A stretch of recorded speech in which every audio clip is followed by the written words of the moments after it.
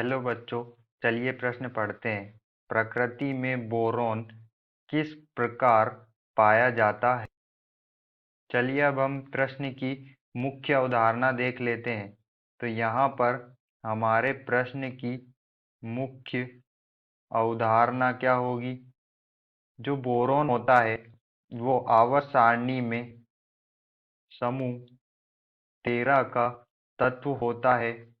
जो बोरॉन जो होता है आवर्त सारणी में समूह 13 के तत्व के अंतर्गत आता है और इसे हम बी से प्रदर्शित करते हैं। बोरॉन को हम बी से प्रदर्शित करते हैं। और बोरॉन जो होता है वो बोरॉन प्रकृति में जिसे हम बी से प्रदर्शित करते हैं, यह प्रकृति में संयुक्त अवस्था में पाया जाता है।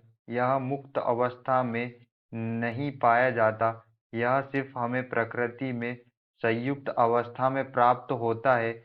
यह प्रकृति में मुक्त अवस्था में नहीं प्राप्त हो सकता। यह सिर्फ संयुक्त अवस्था में ही हमें मिलता है।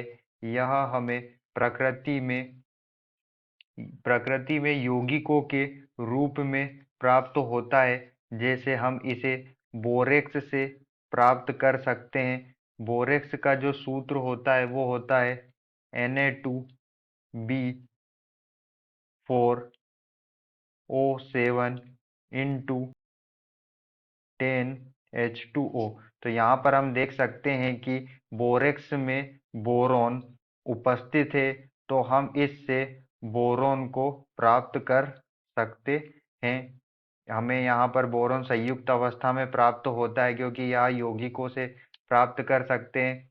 हम दूसरे उदाहरण में हम देख सकते हैं कि बोरॉन जो है कोलेमेनाइट से के रूप में भी प्राप्त कर सकते हैं। जो कोलमेनाइट होता है उसका सूत्र होता है B4CaO7। तो हम देख सकते हैं कि यहाँ पर भी जो बोरॉन है वो उपस्थित है, तो इससे भी हम बोरॉन को संयुक्त अवस्था में प्राप्त कर सकते हैं। तो इन यौगिकों से हम बोरॉन को प्राप्त कर सकते हैं।